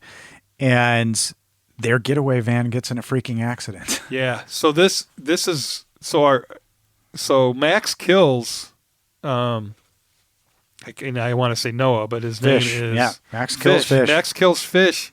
That's right. Right before cutting to this. So that's a huge scene, because now they're never going to find out what happened to the diamonds. And then we cut to this flashback to find out what actually occurred. Well, you kind of find out what occurred, but their getaway, and that must suck.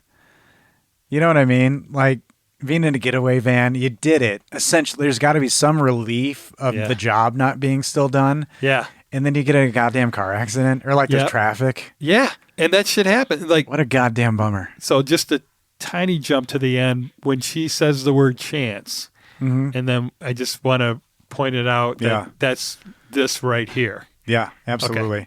And the getaway van gets in an accident. It's flipped over.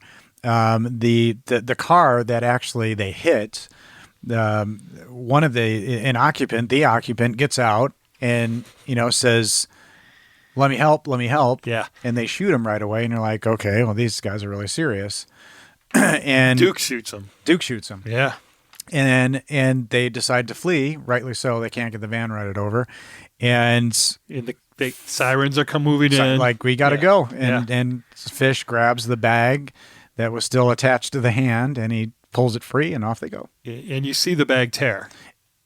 You do see that tear. I mean, they show something with it. The one later on is going to show the full detail, but you do see the bag rip in that one. And so there's aspersions cast all over, and this is again very Tarantino, where the team starts to tear themselves apart.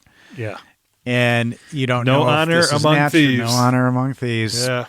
Is this somebody's intent? Because they're saying Fish was saying, well, Max did it. He killed these cops who supposedly made off with the diamonds. So there's all these stories as to what happened, but they all suspect that Fish kept them, hid them, and would disclose, and now they don't have him. He's dead. Yeah, and so we're back in the room. We're back in the restaurant, right? Yeah. When Francis says to Duke, tell them what's really going on here. This whole night's bullshit. And it's about, he says, tying up loose ends. Yeah. And where are all the loose ends? Which made sense to me at that point. I was like, okay. I got that underlined. And so it keeps turning and twisting. Because did Duke seem upset that Fish was killed? Because I'm thinking if there was he didn't. much money on the line, I would be pretty furious. And he seemed nonplussed. The whole purpose of, bringing him from prison right to there so he doesn't have a chance to go recover the diamonds. Or talk to anybody. Right. They pulled him right from prison and took him right there. And if you're thinking, well, what are loose ends? Well, yeah, they were part of a witnesses botched are loose botched ends. robbery. Yeah. Any witness. I'm like, okay, must be what's going on. And then, there's this kind of standoff situation where they're like, somebody's wearing a wire.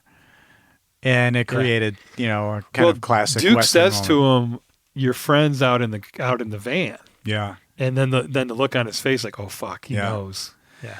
And were you worried about Francis's character at that point? And then the crazy part is we just go past, and this has nothing to do with what's going on whatsoever. Yeah.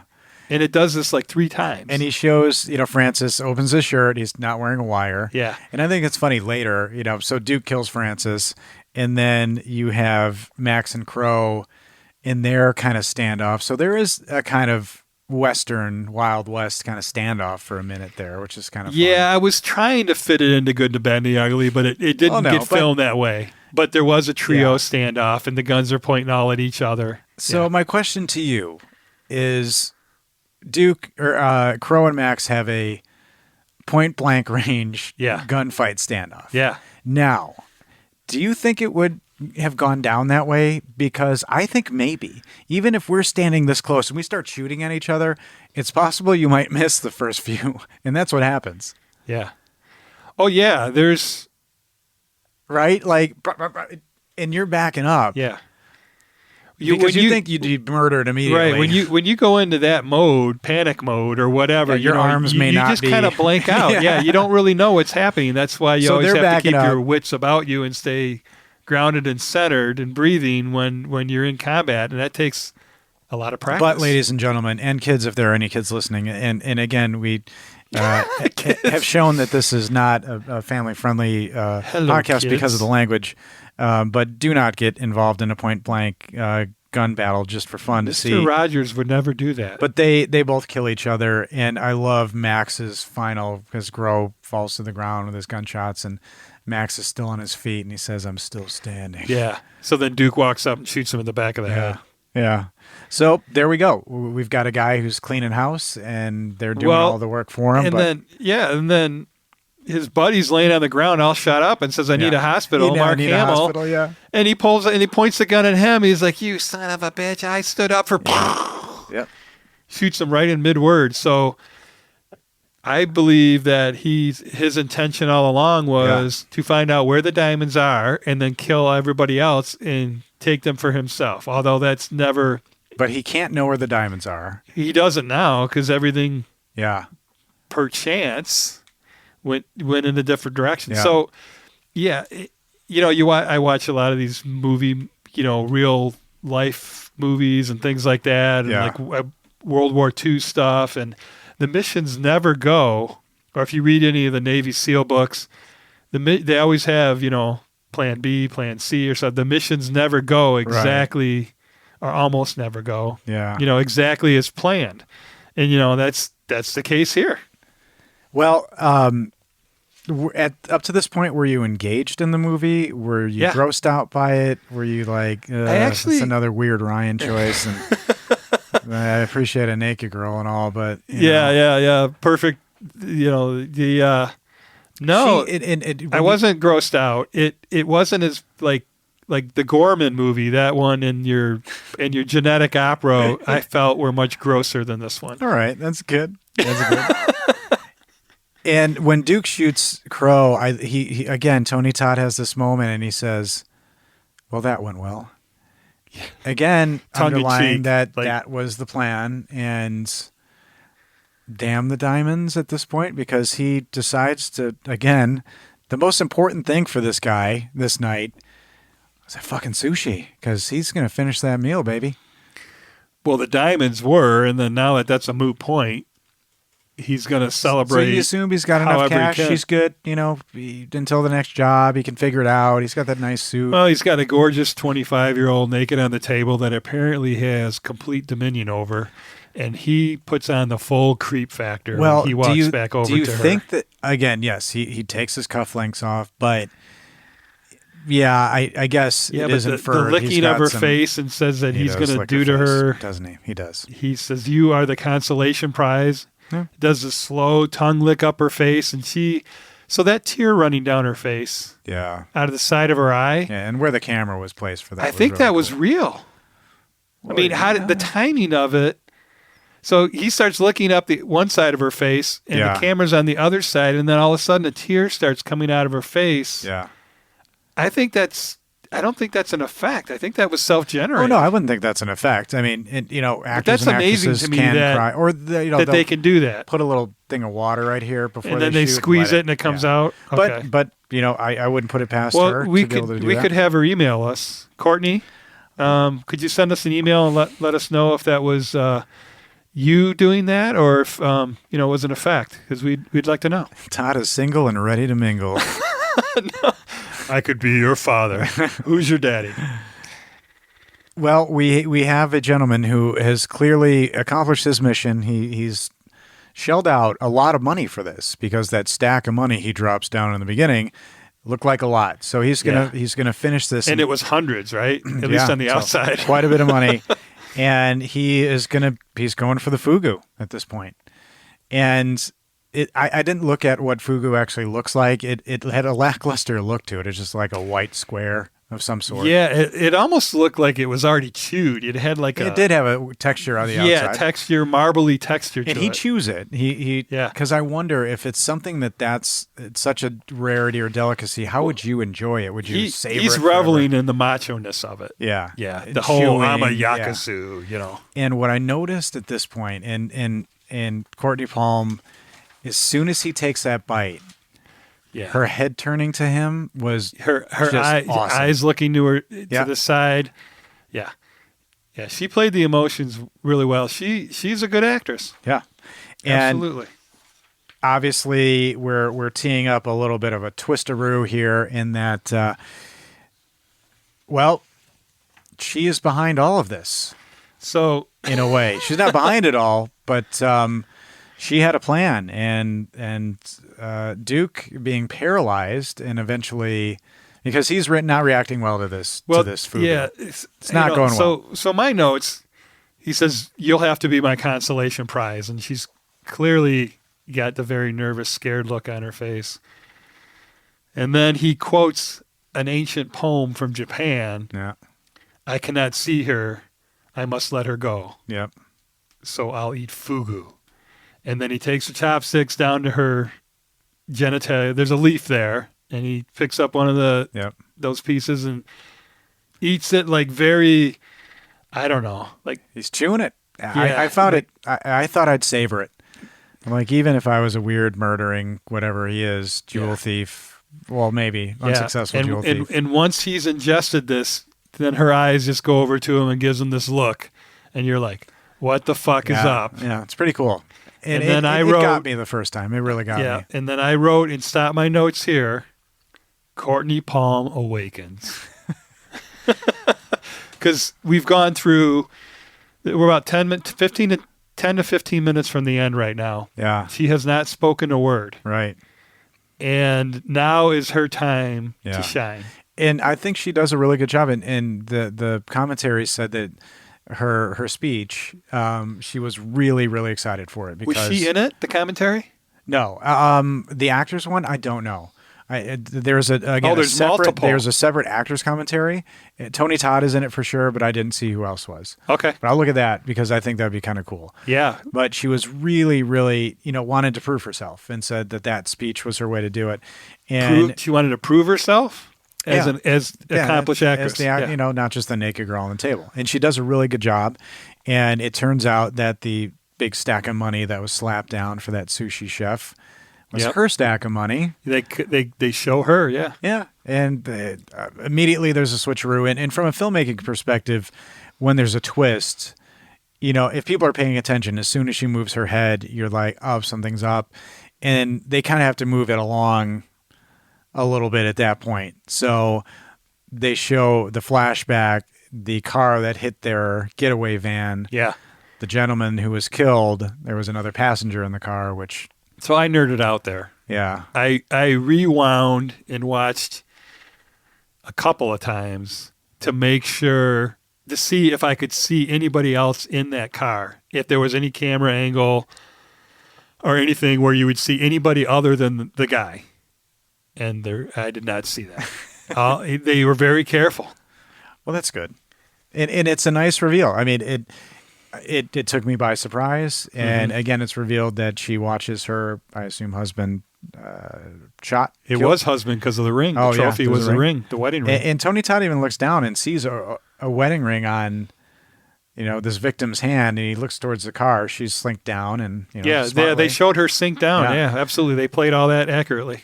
And they leave. The bag is taken, and as Todd alluded to earlier, there's a rip in the diamond bag, and it turns out that all those diamonds Spilled on the scene out, next to her husband. all over her husband's body.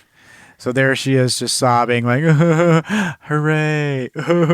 Picking up diamonds. Hooray. Diamonds are forever. And she has amassed in the last 6 years this entire plan. Now, we don't know any of this backstory. so there are questions. How did she organize this? How did she move this forward? It's real. The bald guy who picked up fish from But do from we prison have to know? was hers. And I really like, it's not the last line in the movie necessarily, but I almost wish it was when she's playing Russian roulette with Duke as he's paralyzed and she's just playing with him. And she says, again, watch the movie. The speech is really great at the end, but it all is concluded with, this feels good. Yeah. Meaning revenge. Yeah. Because there is a dish best served cold. Revenge, you dig 2 graves. That's usually the moral. This one is like, fuck that. This feels good. Yeah, she wasn't feeling guilty at that moment. That's for sure. Not at all. No, and she killed it. Those last 10 minutes, it was she pretty absolutely delivered it. Really, really awesome. So and she gets in the car with the sushi chef, and it's revealed the bald guy was with her, and he's like, where do you want to go now? And then that line they wrote for her is so great. After all that she went through, all those murders, and because she could have easily been killed too. He just says, I just want to go home. Yeah. Yeah. And that totally fits. I mean, I would want to go home too. Yeah. And where it's safe. So she said, asked her in an interview why she decided to take this role and what her feelings in general on actresses being nude, because it can be misogynistic towards women. She said, quote, I'm very particular about what the nude scene is because I need a reason to be naked. Such as in Sushi Girl, she had nothing to hide. Her nudity was empowering. I think society makes it an issue because we guard nudity so much. I honestly think by freeing the nipple that maybe there wouldn't be such a need to make a fuss over breasts. The issue is that there are too many people who want to make a fuss over it. I'm sorry, you said fraying?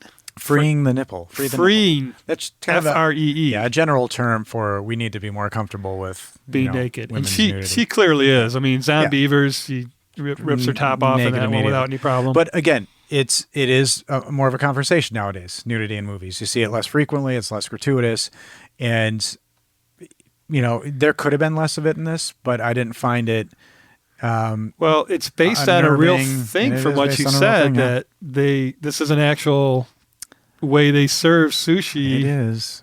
Again, I don't know if it's current, but I don't know, whenever somebody told me about it, she had to be naked. Well, thank you for being on this journey with me. Thank you for suggesting it or pulling this one up so I could finally watch it. Yeah. And it was a fun ride. And again, writer, director, producer, editor. I mean, shit. That's quite an accomplishment for any movie. Need to do. All right, we're going to end as we do with reviews. Interestingly, were on IMDb, there were no 1-star reviews. For the first time in all the movies we've done. There weren't a ton of reviews. So, I don't know how many people have eyes on this movie. I really, really don't. It's probably not well known, It's maybe not. It's a hidden gem, Ryan. I think it might be, even for fan people of people like Tony Todd and Mark Hamill. But I found a 2 out of 10. A lot of the reviews, even the bad ones, like The Naked Girl, and a lot of comparisons to Tarantino. So maybe that hurt them. But this one is a 2 out of 10, and it's titled Yeah, No. I watched this movie with high expectations. Instead, I got a movie with a naked woman, hence 2 stars instead of just 1. Flat dialogue with poor pacing and a storyline that attempts the non-sequential storytelling trick and falls on its face. From the first few moments of the movie, noticing the flat acting, it felt like a low-budget film. To its credit, This is a low-budget film, but that doesn't mean poor acting and editing are required. Look at the original Clerks movie. With a budget less than 1/3 of Sushi Girl's, they made a movie with likable and relatable characters, a storyline that works, and editing that makes the pace of the movie brisk. All right, I'd argue that not every character in Clerks is likable. I wasn't supposed to be here today. Lines were delivered like this, quote, "You know why we're here." Longer than necessary pause. "Why are we here?" Long pause. "You already know why." Caps indicate vocal emphasis. Everything felt so forced. The emphasis on random words made the dialogue sound very unnatural. The story was boring. Typical storyline with a single twist. Yawn. This is a terrible movie in its execution, editing, and acting, but I like the naked woman. Wow. Holy shit. Ah ha ha ha. 2 stars, you know, 2 Certainly, breasts. yeah, I don't know. Yeah, because it was Instead 2 of instead of 1. 1 because of the nude girl. Yeah. And I found a 10 out of 10 that I liked, and it's titled Raw and Riddled with Excitement. Being a fan of many, quote, tough guy, unquote, films, I can definitely say Sushi Girl can be best summed up as grindhouse galore. And it did have a kind of grindhouse feel. Yeah, that 70s feel too. Yeah. Directed by Kern Sexton, this film has all the makings of a cult classic, from its dark, brooding sets with a samurai feel to its quick and sharp editing. Sushi Girl is a modern take on a legendary myth, that of revenge and atonement. Charming in its use of ultraviolence, and with its unique cast of less than savory characters, this film delivers on all fronts. Tarantino, Bava, Leone, Avery, Gordon, and Kurosawa fans will totally dig this. As its title suggests, Sushi Girl is raw, and that is putting it mildly. Unnerving at times, I too was covering my eyes during a few of the scenes. One scene in particular had a few audience members leave the theater as it was unbearable to watch. That alone makes Sushi Girl a worthwhile watch. Intelligent, fast-paced, gritty, action-packed, and a few cans of medieval whoop-ass. Well, so he watched it in the theater. Yeah, there were a bunch of the positive reviews were from people who saw screenings. So they mentioned, just saw a screening. So it could be critics, could be industry people, could be whatever. Yeah, film festival. Yeah. Well, that's pretty cool. But, you know, having people leave the theater because they thought it was too gory, that's surprising to me. But, you know, I thought that surprises me a little bit. There you have it. But there we go. That's Sushi Girl for you, and I hope you had a fun time watching it. Oh, yeah. Yeah, that was fun, you know. And thanks to everybody for listening, and, send emails to us, anything that you would like us to know, constructive criticism. Yeah, we get, but just be nice.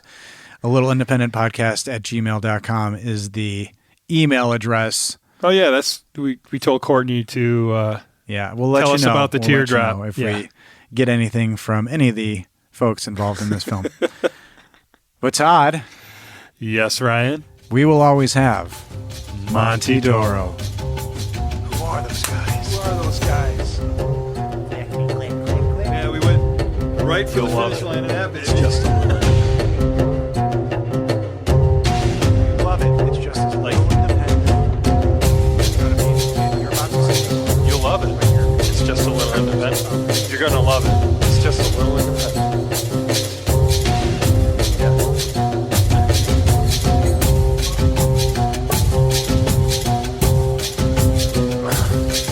Okay.